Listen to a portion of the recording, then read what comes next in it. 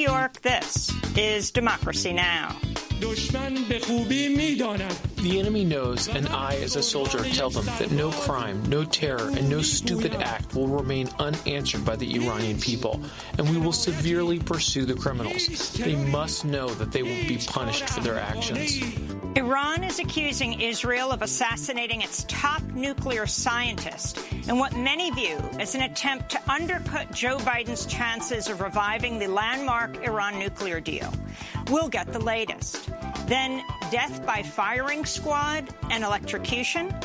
As the Trump administration races to carry out 5 more executions before Biden takes office, the Justice Department's also trying to expand the ways it can kill prisoners. We'll speak to Sister Helen Prejean, one of the world's most well-known anti-death penalty activists. Even as states shut down the death penalty and support by the American people for the death penalty is the lowest it's been in 30 years, there's an unprecedented spate of federal executions at the hand of the Trump administration and Attorney General Barr. We'll also look at the case of Lisa Montgomery, scheduled to become the first woman to be executed by the federal government in nearly 70 years. All that and more coming up. Welcome to Democracy Now!, democracynow.org, The Quarantine Report. I'm Amy Goodman. COVID-19 cases continue to surge across the United States. Hospitalizations have topped 90,000 for the first time. 4 million new cases were recorded in November, double the record set in October, bringing the U.S. death toll to 267,000.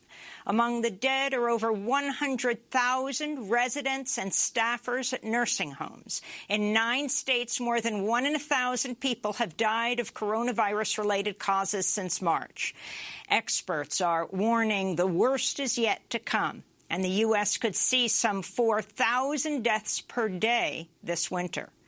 Post-Thanksgiving holiday travel could also lead to what the government's leading infectious disease expert, Dr. Anthony Fauci, called a superimposed surge as health officials urge any travelers to get tested and take all necessary precautions to limit the spread of COVID-19. In medical news, biotech company Moderna is applying for emergency use authorization from the Food and Drug Administration today, the second vaccine maker after Pfizer and BioNTech to do so.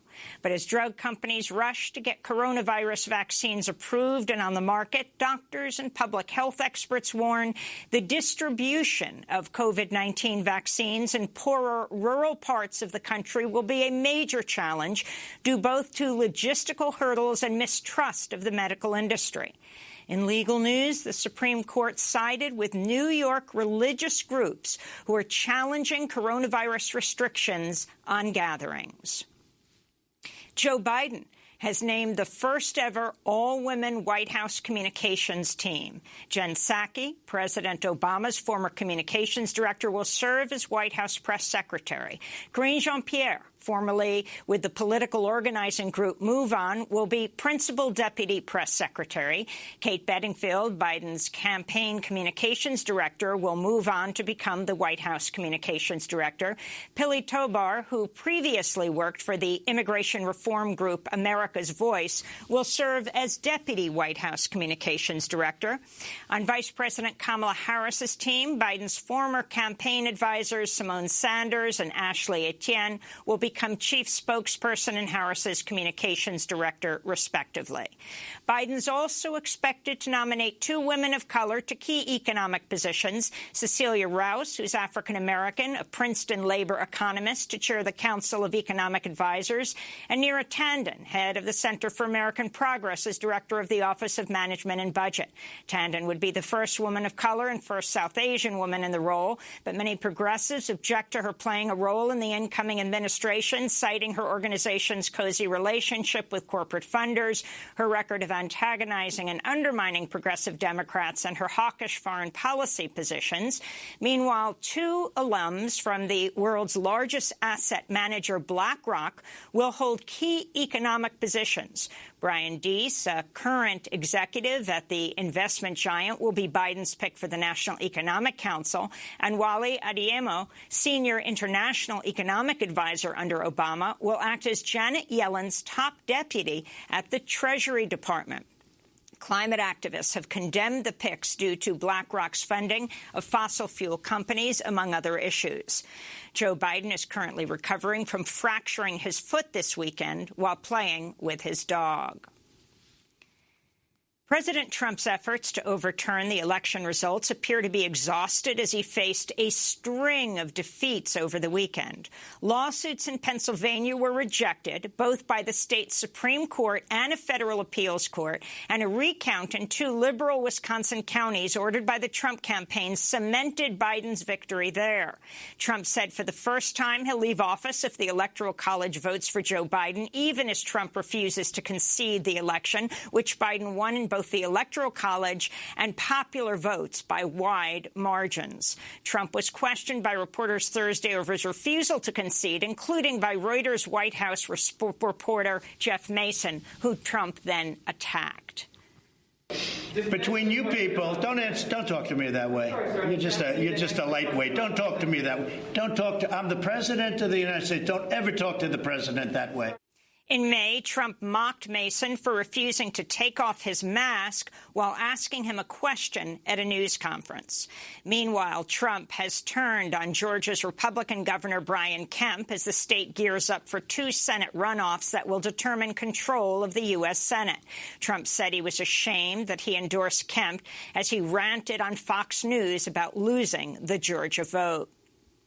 Iran held a state funeral today for Mohsen Fakhrizadeh, a top nuclear scientist who was assassinated while driving on a highway outside of Tehran Friday. Iran accused Israel of orchestrating the killing, which Iran says may have been conducted by an automatic, remote-controlled machine gun placed inside an empty vehicle. The Iranian President Hassan Rouhani said Iran will retaliate at the, quote, proper time. This brutal and cowardly terror attack showed that our enemies are experiencing weeks of anxiety, weeks when they feel their stress is being reduced and global conditions are changing. Many analysts say the assassination of the Iranian scientist was designed to make it harder for President-elect Joe Biden to rejoin the landmark 2015 nuclear agreement with Iran, which President Trump withdrew from in 2018. We'll have more on Iran after headlines. Ethiopia's prime minister said Saturday his military had taken complete control of the capital of the northern Tigray region, capping a 3-week offensive against separatists that forced tens of thousands to flee to Sudan amidst reports of mass atrocities. Ethiopian Prime Minister Abiy Ahmed, who won the Nobel Peace Prize in 2019, refused international demands for talks with the Tigray People's Liberation Front. Members of that group accused Ethiopia's military of shelling heavily populated areas of the capital, Mekelle. Iran held a state funeral today for Mohsen Fakhrizadeh, the top nuclear scientist who was assassinated while driving on a highway outside of Tehran Friday. Iran accused Israel of orchestrating the killing, which Iran says may have been conducted by an automatic remote-controlled machine gun placed inside an empty vehicle. Iranian President Hassan Rouhani said Iran will retaliate at the, quote, proper time. Many analysts say the assassination of the Iranian scientist was designed to make it harder for Biden to rejoin the landmark 2015 nuclear agreement, which Trump withdrew from. Again, we will have more on this after headlines. A warning to our listeners and viewers, the following 2 stories contain graphic footage and accounts of violence. In Nigeria, scores of people were killed Saturday as armed men on motorcycles descended on farm workers harvesting rice fields in a rural part of Borno State. The United Nations says at least 110 people were killed in the massacre. At least 30 of the victims were reportedly beheaded. No group has claimed responsibility, but Boko Haram and Islamic Islamic State West Africa province are active in the area. In other news from Nigeria, the Nigerian army has admitted its soldiers were armed with live ammunition when they opened fire on protesters at an October 20th demonstration in Lagos. 12 peaceful protesters were killed in the assault at the Lekki toll gate as they demanded authorities disband the notorious police unit known as SARS, the Special Anti-Robbery Squad. In France, public opposition to a highly contested new security law is mounting after recent high-profile incidents of police violence. The law would ban the publication of images of police officers and increase police powers. Images of French police officers beating black music producer Michel Zecler while hurling racial epithets at him went viral last week. President Emmanuel Macron said the images shamed France. The officers have been suspended and could face charges. On Saturday, the award-winning Syrian photojournalist Amir Al-Albi was taken to the hospital with a broken nose and other injuries after police assaulted him while he was covering a protest opposing the new law. The French Prime Minister said Thursday the wording of the new law would be reviewed. In India, thousands of farmers continue to protest for the fifth straight day against Prime Minister Narendra Modi's move to deregulate agricultural markets. Opponents say the neoliberal policy is a boon to corporations and repeals key labor and farm price protections that could have a devastating impact on the livelihood of farmers. The ongoing protests come after an estimated 250 million workers, farmers, and their allies across India participated Thursday in what's believed to be the largest organized strike in history. In Thailand, protests continue calling for the resignation of the prime minister, democratic reforms, and constraints on the power of the monarchy. 5 leaders in the youth-led pro-democracy movement reported to Thai police today as they face charges related to defaming the monarchy. On Sunday, thousands marched to a military barracks where one of the 5 protest leaders called for military power to come fully under government control. Control of the King's Guard should be brought under the government's rule, the government that the people elected. For the king to have a direct command means intervening in governance and using his excessive power. An army should belong to the people, not the king. Meanwhile, protesters are warning of a possible military coup attempt, which they say will do everything they can to oppose. Thailand has seen many coups over the years, most recently in 2014, which installed the current prime minister. Maher al-Akras, a Palestinian man who went on a 103-day hunger strike against his imprisonment without charge, was released Thursday by Israeli authorities. He told reporters, quote, "My freedom is the freedom of my people, and we have won over the occupation with our will and determination." Canada banned the export of some medications to the United States before a new rule takes effect today, allowing U.S. pharmacists to import Canadian drugs in bulk. Canada enacted the ban to prevent prescription shortages on its own soil. A major pharmaceutical lobbying group is suing over the new rules, saying the federal government cannot pass off the responsibility of ensuring the safety and cost-effectiveness of imported drugs to state authorities. The Justice Department's issued a new rule that could allow federal executions to take place by firing squad, electrocution, or poison gas starting on December 24th. It's not clear whether any methods other than lethal injection would be used for the 3 executions scheduled in January after the new rule takes effect. Joe Biden said during campaigning he now supports eliminating the federal death penalty despite previously helping to expand it. We'll have more on this later in the broadcast with the leading anti-death penalty activist, Sister Helen Prejean. In environmental news, the Army Corps of Engineers denied a key permit for the Pebble Mine, likely putting an end to the proposed multi-billion-dollar copper and gold mine in Alaska that would have been among the world's largest. The project was determined to be contrary to the public interest and not in compliance with the Clean Water Act. Environmentalists and local indigenous groups have long fought against the Pebble Mine, which they say would have poisoned their communities and devastated Bristol Bay's salmon fishery. President Trump announced on Twitter He pardoned his former national security advisor, Michael Flynn. Flynn has twice pleaded guilty in court to lying to the FBI about his communications with the Russian ambassador to the U.S. in 2016. Flynn also admitted to lying about his lobbying for Turkey, which a Biden administration Justice Department could still decide to pursue.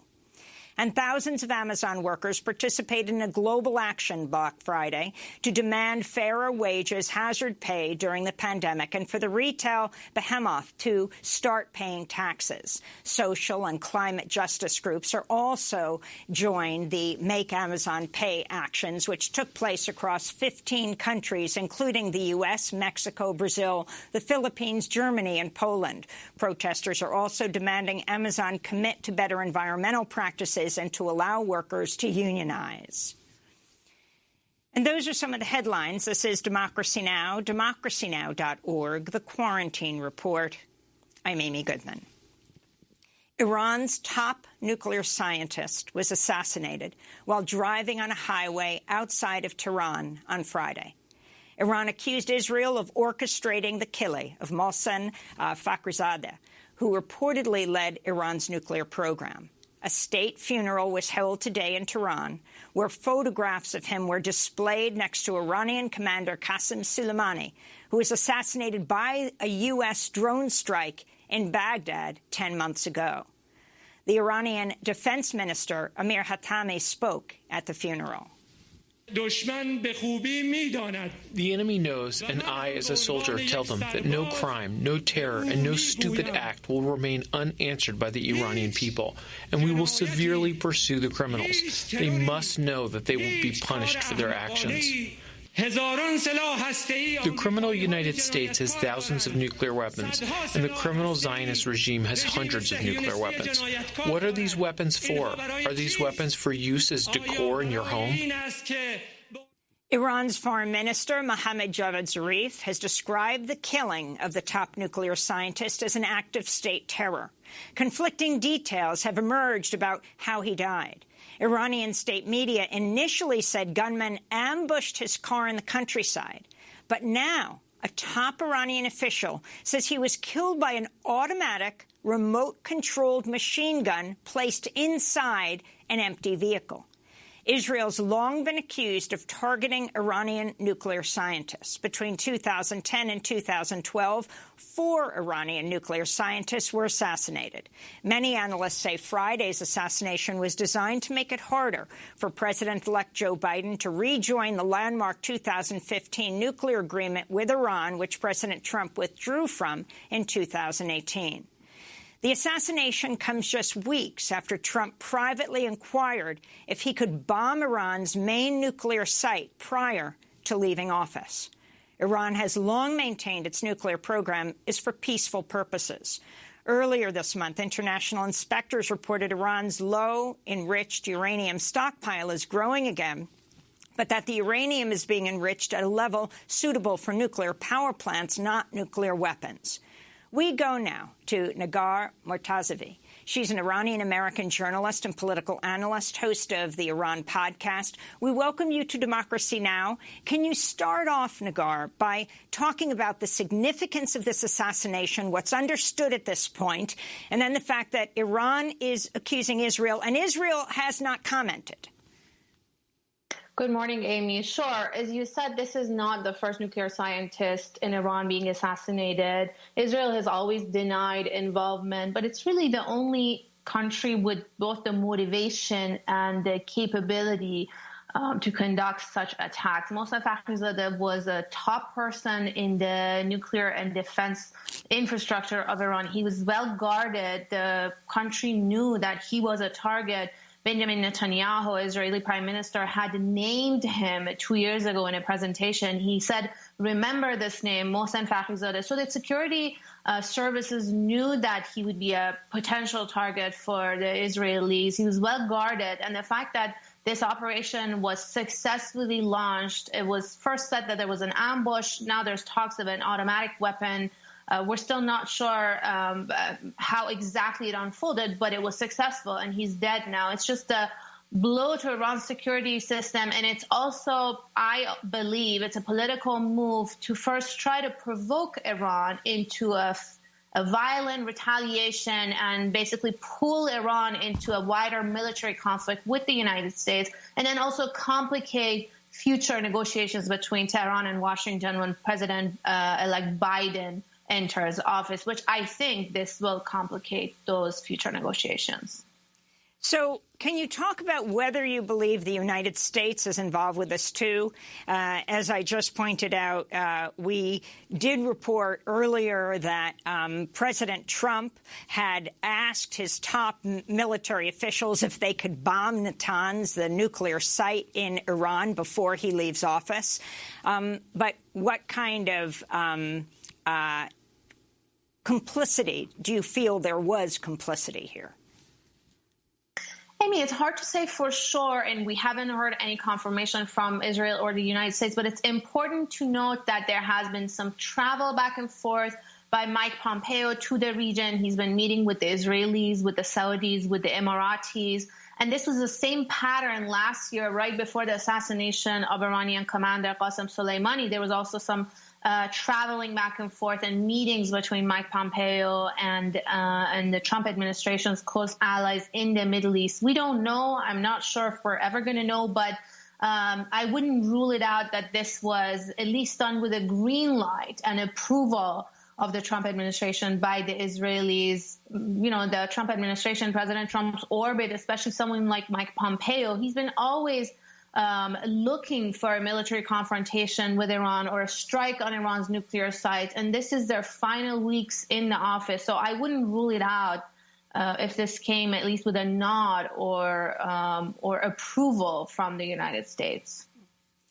And so talk about how Iran is responding inside, across the political spectrum, and those like Rouhani who recognize that as Trump comes to the end of his term and at all levels, domestically and internationally, is trying to reinforce what he has done, whether we're talking about, withdraw from the climate accord and try to prevent Joe Biden from rejoining, to withdraw from the Iranian nuclear deal. This is the Iranian President Hassan Rouhani speaking following the assassination. This brutal and cowardly terror attack showed that our enemies are experiencing weeks of anxiety, weeks when they feel their stress is being reduced and global conditions are changing. The relevant authorities will respond to this crime in a timely and appropriate manner. And I'd like to go back to 2018 when the Israeli Prime Minister Benjamin Netanyahu called out Fakhrizadeh as the director of Iran's nuclear weapons project and urged people to, quote, remember that name. Iran devised a plan to do two things. First, to preserve the nuclear know-how from Project Ahmad. And second, to further develop its nuclear weapons-related capabilities. That plan came directly from Iran's top leadership. A key part of the plan was to form new organizations to continue the work. This is how Dr. Mohsen Fakhrizadeh, head of Project Ahmad, put it. Remember that name, Fakhrizadeh. Your response, Nagar. Well, let me first clarify that the nuclear or the weapons-related part of Iran's program, the Ahmad program, was stopped somewhere around 2003, and this is the UN watchdog, the IAEA. Even U.S. State Department reports have confirmed that Iran no longer has a weapons-related program. So this is something that Benjamin Netanyahu alleges, but other international entities haven't confirmed it. But it's there is a national debate basically ongoing in Iran on I would say one main argument is that because Iran doesn't retaliate, if Iran does not respond to such an assassination to Israel, basically target Israeli target, this type of assassination will continue with impunity because we see how Israel has been carrying these out with a sort of impunity. There's another argument, sort of the opposite argument, more of the pro-diplomacy camp, that is recognizing that this might be a trap set by Netanyahu to basically prevent future diplomacy, to pull Iran into a military conflict, and that Iranians should be aware and not take the bait. And this is something I recognize in President Rouhani's statements. We hear sort of the same line from Javad Zarif, and that camp, the pro-diplomacy camp, is more expecting condemnation from the international community. They haven't been very happy from statements that came from the European Union. They weren't very strong statements. They expect the international community to call this what it is, an assassination, terrorism, and to condemn it with strong condemnation. So that would give, if such condemnations continue to come from the international community, would give strengthen that argument that Iran shouldn't act rash and retaliate in a way that Netanyahu has been trying to provoke Iran. But there's also talks of, a harsh revenge, retaliation, and as the supreme leader also said, punishment for the perpetrators of this assassination. And which side do you think will prevail within Iran? I don't think that the retaliation will be that provocative. The president has said it would be done in a timely manner, so it means that it could, they could drag it. And if they do drag it, the only silver lining of this event could be that Iran can use this as leverage when the Biden administration comes in to be like, look, the pro-diplomacy camp can go to the table with Biden and say, look, we've dragged the hardliners until now. We've stopped them. We've contained them. But you got to make this deal pretty fast before, time runs out. Because we've heard from the Biden camp also, people in Joe Biden's orbit, that maybe the sanctions put on by the Trump administration should be used as leverage when negotiations with Iran happen and to delay a return to the nuclear deal, which I don't think is a good idea. I think the Biden administration should prioritize return to diplomacy, to the nuclear deal, and make it fast and clean to then continue follow-on negotiations beyond the JCPOA. And what about the idea that the IMEU is putting forward, the Institute for Middle East Understanding? On December 27, 2008, Israel launched Operation Castlet, a massive 22-day military assault on the Gaza Strip. The ferocity of the attack was unprecedented in the more than 6-decade-old conflict between Israelis and Palestinians, killing some 1,400 Palestinians, most of them civilian.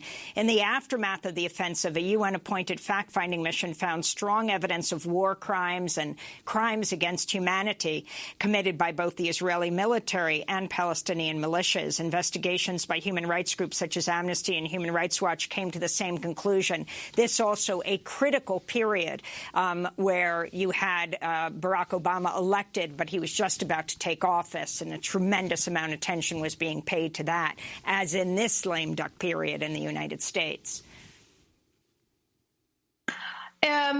I agree. I think there can be some similarities drawn and some comparisons made. The case between Iran and Israel is a little bit different because we already have a deal in place with the United States. Under Barack Obama, when negotiations were still ongoing, when a deal was potentially to be made, Netanyahu tried everything possible to provoke Iran, to prevent negotiations. He even came here to Washington, made a speech at the U.S. Congress trying to prevent the nuclear negotiations from succeeding, and he failed. But right now with the Biden administration, I think the strength of this administration's policy in Iran would be that there's already a deal in place, and the Iranians are still abiding by it to some extent, and there are other parties, it was a multilateral deal, who are still in the deal. So that makes it easier for the incoming administration to rejoin and to basically continue this diplomacy with Iran, and it makes it harder and more complicated for Israel to try to sabotage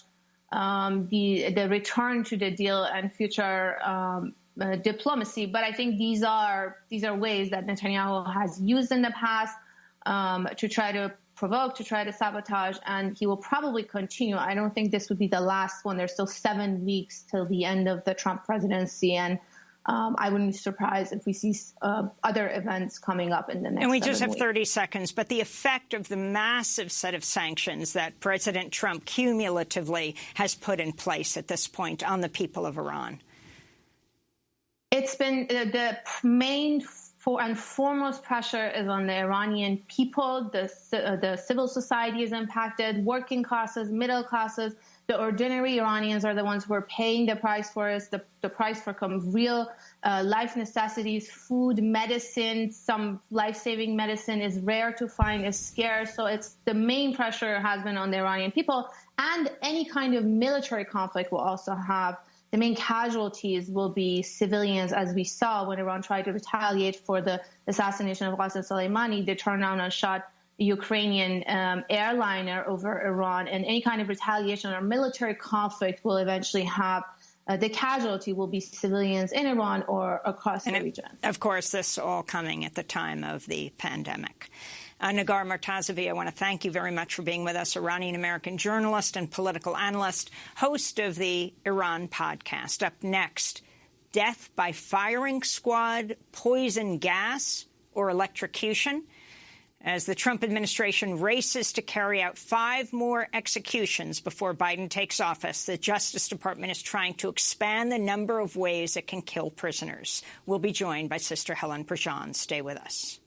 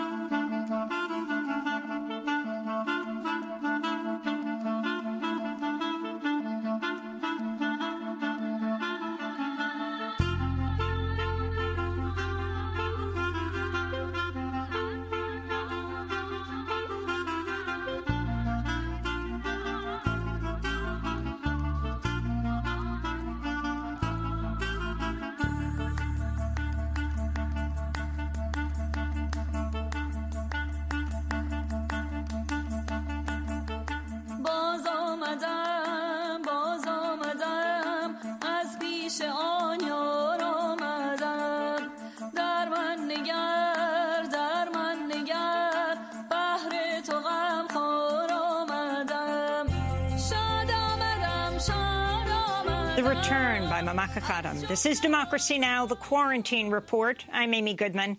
Death by firing squad, electrocution, or poison gas?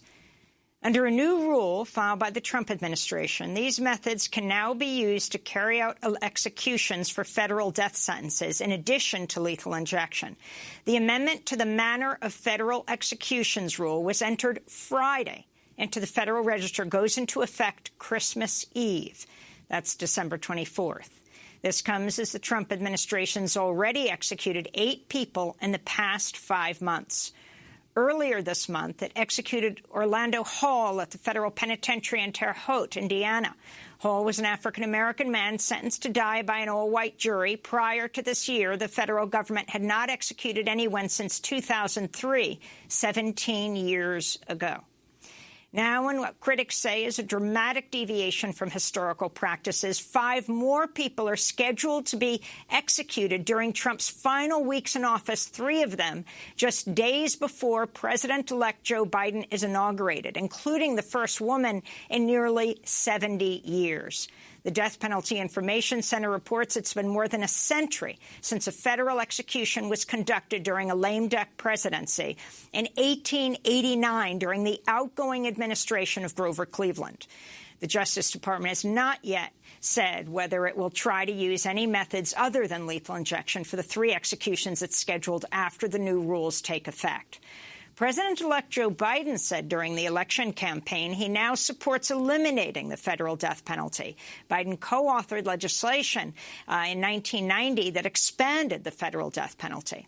For more, we're joined by Sister Helen Prejean, one of the world's most well-known anti-death penalty activists, the author of the best-selling book Dead Man Walking, an eyewitness account of the death penalty. Her most recent book, River of Fire, My Spiritual Journey. Also with us, Sandra Babcock, Faculty Director of the Cornell Center on the Death Penalty Worldwide.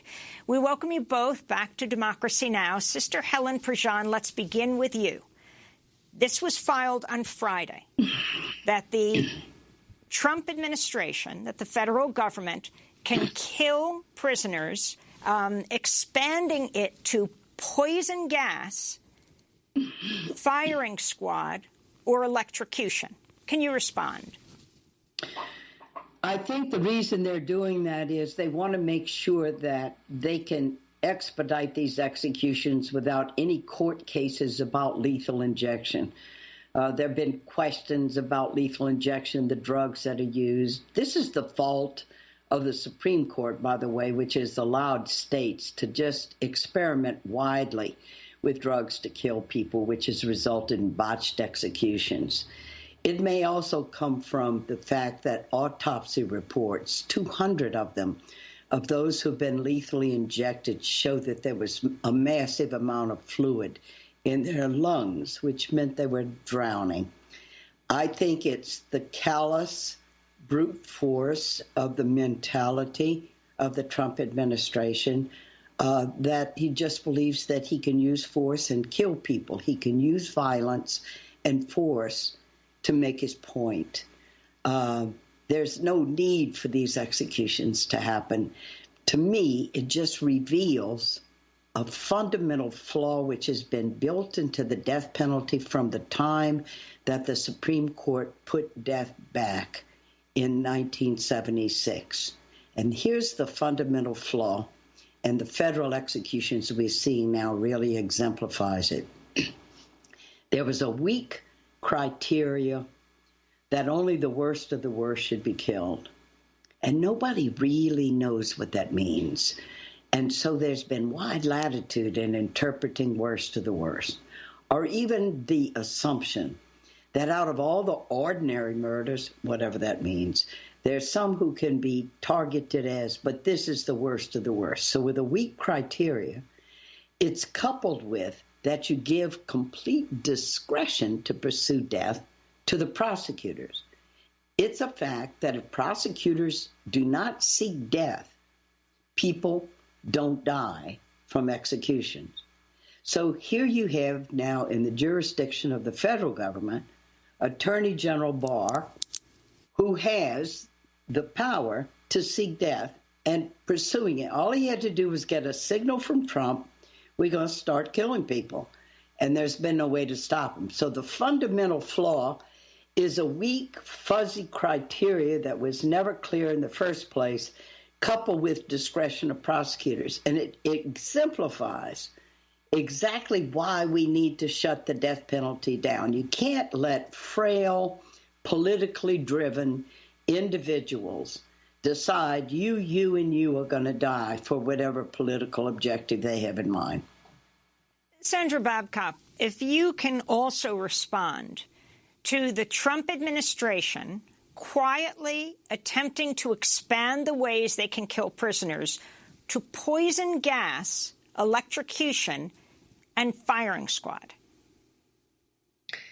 You know, it is a paroxysm of violence that we're seeing right now. And one of the things that is so hard to digest is that the people that they are choosing to subject to these methods of execution are not, as Sister Helen just said, the worst of the worst. They are the most broken of the broken. And Lisa Montgomery is a good example of that. She is somebody the federal government intends to execute on January 12th.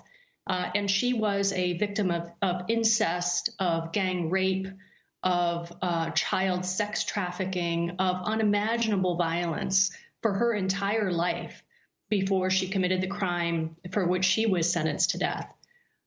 She is profoundly mentally ill.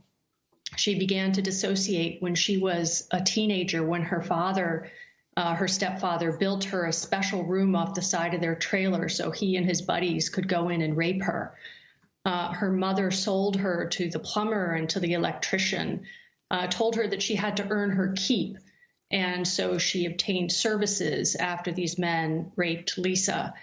And Lisa was left from these experiences as somebody who has the most fragile grip on reality because she had to escape from her reality in order to survive. This is the kind of person that William Barr intends to put to death in January. why the rush to execute someone like Lisa Montgomery among all of these other people? That, to me, illustrates the brutality of what we are witnessing right now. And this would be the first woman executed in 70 years. The examples of her own life history not brought up at the trial. Why? Well, they weren't brought up because she was represented by a male defense team that had never been trained and didn't know how to interview a woman. She was left curled in a fetal position on the floor of her prison cell during one of the interviews, a couple of the interviews that her male lawyer conducted with her. And so the jury never heard about the scope of her abuse or the impact that it had. And the prosecutors trivialized it. They called it the abuse excuse. This is not an excuse.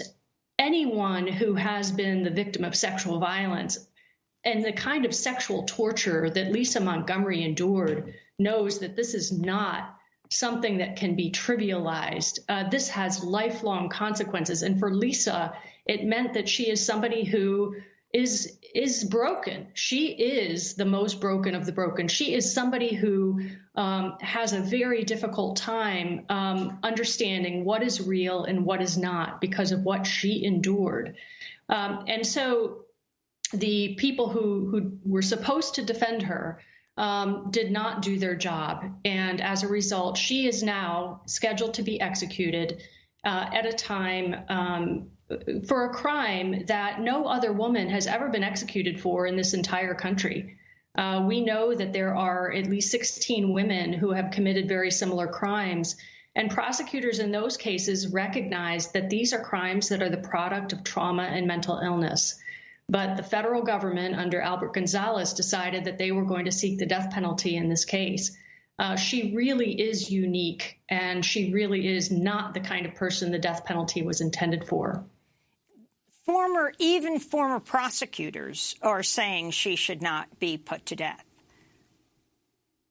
That's right. There's a number of former prosecutors have come forward, former sex crimes prosecutors, people who have tried to put away the criminals who raped Lisa. And no one ever intervened to help Lisa. Her sister was taken out of the home, but Lisa was left there. And let me read the letter sent to President Trump by more than 40 current and former prosecutors in support of Lisa Montgomery. They write, quote, "Our experience prosecuting human traffickers and those who commit sex crimes against children has given us a unique understanding of the profound physical and psychological harm that victims like Lisa suffer. In this case, mental health professionals have concluded the sexual violence and cruelty she suffered was directly related to the crimes she committed. They've also diagnosed Lisa with organic brain damage and serious mental illness that requires her to be heavily medicated at all times. A history of being victimized is not an abuse excuse, as the jury was told at her trial. We view this kind of evidence as critically relevant to determining the appropriate punishment for a serious crime." Again, that was a letter written by former prosecutors. That's right. And there was also a letter from two prosecutors who had prosecuted women for virtually identical crimes, who also said these are crimes that are committed by women who are profoundly mentally ill. And we recognize that. And that's why we did not seek the death penalty in those cases. So this is a really different case, Amy. We don't see these kinds of people coming out and calling for commutation, calling for mercy. We don't see anti-violence activists, the people who have spent their entire lifetimes combating domestic violence committed against women, child sex trafficking, the kind of people who have spent their lives fighting against child sex traffickers are coming out because these are the people who know what damage this does to a child and to a person who has survived this. It is lifelong trauma that cannot be overcome without the kind of counseling that Lisa Montgomery never received. And she is now very mentally ill.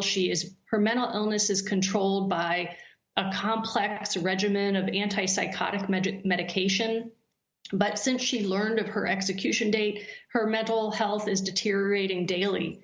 They took away her underwear after she was told that she had an execution date, which for a trauma survivor, a sexual violence, somebody who is a victim of sexual violence, put her over the edge. She has been told that she's going to be transferred to an all-male prison where she will be executed there. She cannot even be in a room with a man without breaking out into hives. And they intend to transfer her to an all-male prison. That in itself is torture. Beyond, even setting aside the government's plans to subject people to poison gas, even if you take Lisa Montgomery to an all-male prison to subject her to lethal injection, that is torture. This woman has been tortured her entire life, and all that we are asking for is that her sentence be commuted to life imprisonment without the possibility of parole. Now, she was sentenced after the killing of and convicted of a 23-year-old, 8-month pregnant woman. And explain what she did.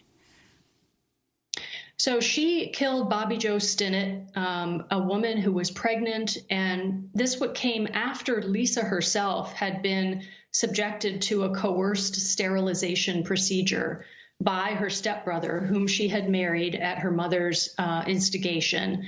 And she was pressured into this sterilization when she was very mentally ill. After that happened, her mental illness became worse and worse until she was completely psychotic. And in the grips of this psychosis, she befriended Bobby Jo Stinnett. She killed her. She carved the fetus out of the woman's abdomen, and she took it home and pretended that it was her own child and cared for the fetus, cared for the baby as if it were her own baby. This is the kind of crime that is so unbelievably tragic, and nothing that I'm saying diminishes that tragedy. But we have to understand that a crime like this cannot be separated from Lisa Montgomery's experiences as a profoundly mentally ill person who was involuntarily sterilized and who was brutalized for her entire life. This is not an abuse excuse, as the prosecutor said. This is an explanation. This helps us to understand why she did what she did. And again, we're not asking that she not be punished. We are saying that this is not the kind of person who should be exterminated from the human race. We're going to break and then come back to this discussion. I want to thank Sandra Babcock for joining us, faculty director of the Cornell Center on the Death Penalty Worldwide. And we'll continue with Sister Helen Prejean. We'll be looking at the 4 other executions that are scheduled. Again, 5 executions scheduled in the lame duck period between presidencies. The last time this happened was over a century ago. Stay with us.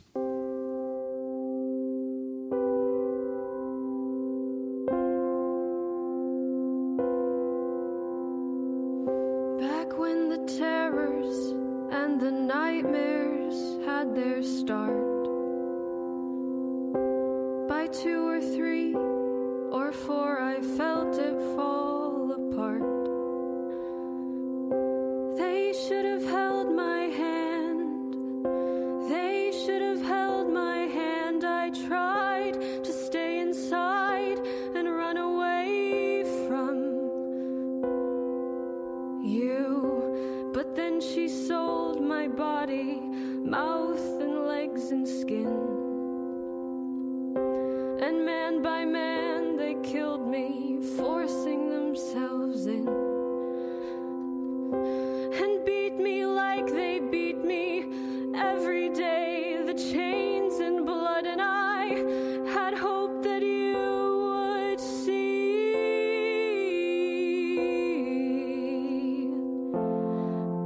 that what I've done shows what they've done to me. But when they... Lisa's Song by Veronica Sinabok about Lisa Montgomery, who is facing federal execution on January 12th. The execution was put off because her lawyers had COVID. This is Democracy Now!, democracynow.org, the Quarantine Report. I'm Amy Goodman. As we look further at the unprecedented 5 federal executions President Trump's Justice Department has scheduled before Inauguration Day. On December 10th, that's International Human Rights Day, the federal government plans to kill a 40-year-old black man named Brandon Bernard. He was 18 years old when he was allegedly an accomplice to a murder of a young white couple. During his trial, his attorneys did not make opening statements. At the penalty stage, they called no witnesses. Out of the 12 jurors, all but one was white. Now, 5 of the jurors say they think Bernard should not be executed. A former assistant U.S. attorney who helped secure his death sentence wrote in the Indianapolis Star, quote, "Executing Brandon would be a terrible stain on the nation's honor." That's one of the prosecutors who prosecuted him. And the day after Bernard is set to die, Alfred Bourgeois, another black man, is scheduled to be federally executed December 11th.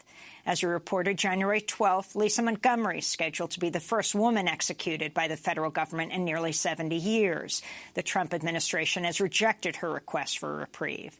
On January 14th, Corey Johnson, another black man, is set to be put to death. According to Johnson's attorneys, he has an IQ of 69, which means he's below the standard the Supreme Court used to determine if an execution would be cruel and unusual punishment. And on January 15th, Martin Luther King Jr.'s birthday, the federal government's expected to execute Dustin Higgs, another black man who was sentenced to die for his role in the murder of 3 women, even though he did not kill them, under the so-called law of parties theory. For more, we continue with Sister Helen Prejean, one of the world's most well-known anti-death penalty activists. Sister Helen Prejean, if you can comment on this unprecedented, not in 100 years has a lame duck administration executed 1, let alone 5 prisoners in this period.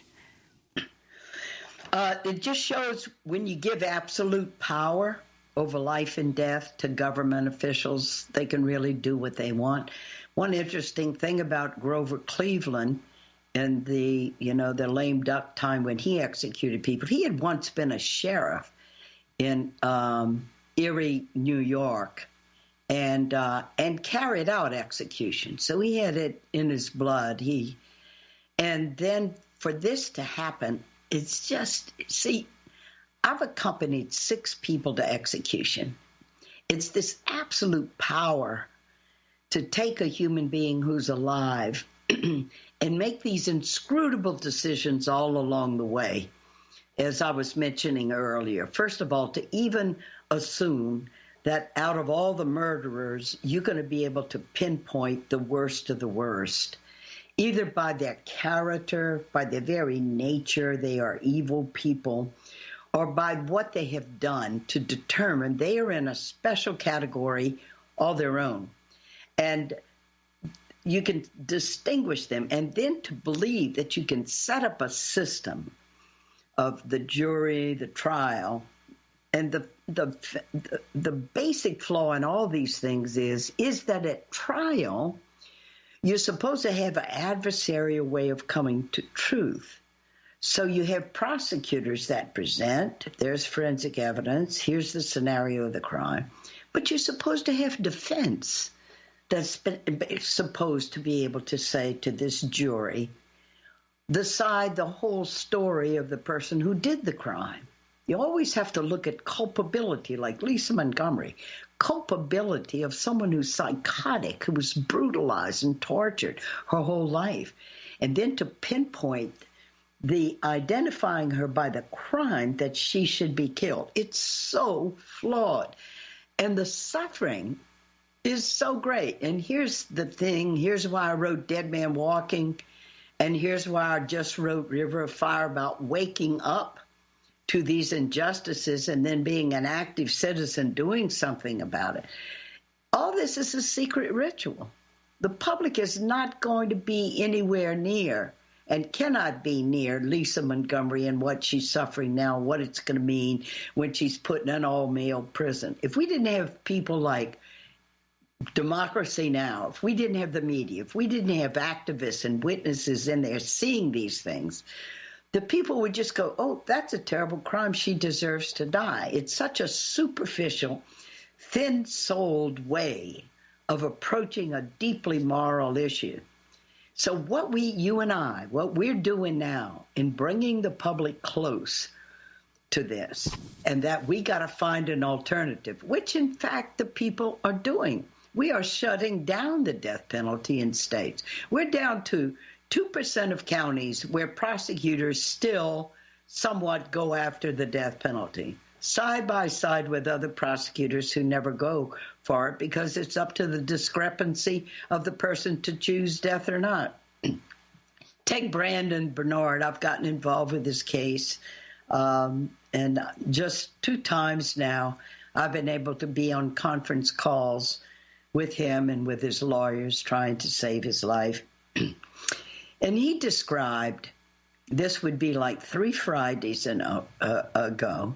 So he's grown up on death row in Terre Haute. He was just 18 when the crime happened. Has expressed remorse. Can't even imagine. He was just a young kid when this crime happened of these people being killed. And he did play some part in it, but anybody who knows Brandon knows he would never have consented to killing people as what happened. At his trial, supposedly an expert on future dangerousness, which has widely been debunked now as totally unpredictable. The jury was told that he was a leader of a gang. He wasn't the leader. He was a low guy on the totem pole. So they have an image of him as this mastermind, this leader who gave all the directions for these people being killed. And let's get back to 3 or 4 Fridays ago. It's a regular day in his life. He gets along with everybody at the prison. We just have 30 seconds, Sister Helen. Anyway, 2 guards come to his door. They don't say a word. He usually jokes with them. They put handcuffs on him, walking down the hall where the warden's waiting and says, here's the warrant for your death. You'll be dead by this date. And, of course, his whole life, it's torture. It's unseen. We have to get the word out. And to the American people, shut this down. Sister Helen, before we go, I wanted to ask you about someone else who you have worked with over the years, Bill Pelkey, the anti-death penalty activist who died earlier this month at the age of 73, co-founded the group Journey of Hope, partnered with you to campaign against the death penalty. On May 14th, 85, his grandmother, Ruth Pelkey, was murdered by then 15-year-old Paula Cooper. Paula was later convicted and sentenced to death, making her the youngest person on death row. Pelkey was among those who pleaded for her life to be spared. In 2013, Bill Pelkey spoke on Democracy Now! But I knew immediately when my heart was touched with that compassion and forgiveness took place, I knew from that moment on, whenever I would think about my grandmother again, I would no longer picture how she died, but I would picture how she lived, what she stood for, what she believed in, the beautiful, wonderful person she was. And I knew it wasn't something that happened just so I'd feel good for a period of time, but it was something to be shared with other people. So that was Bill Pelkey on Democracy Now! With you in 2013. In fact, he was able to help get Paula Cooper off of death row, although she would ultimately take her own life. Your final thoughts in this last 20 seconds, Sister Helen Prejean. Bill Pelkey is one more example of someone who, instead of being dehumanized by violence that happened to his beloved grandmother, took that courage that she had and brought it into life, and he fought for it his whole life to end the death penalty. He was the one waiting for Paula Cooper when she was released from prison, and it played such a role because he believed in life and that all human beings could be redeemed. Sister Helen Prejean, I thank you so much for being with us, one of the world's most well-known anti-death penalty activists. And as we end today's show, a very happy birthday to Dina Guzder. Democracy Now! Produced with Renee Feltz, Mike Burke, Dina Guzder, Libby Rainey, Nermeen Sheikh, Maria Tarasena, Carla Wills, Tammy Warrenoff, Tarina Nadura, Sam Alcoff, Tamery Astudio, John Hamilton, Robbie Karen, Honey Massoud, and Adrena Contreras. Special thanks to Julie Crosby. I'm Amy Goodman. Thanks for joining us.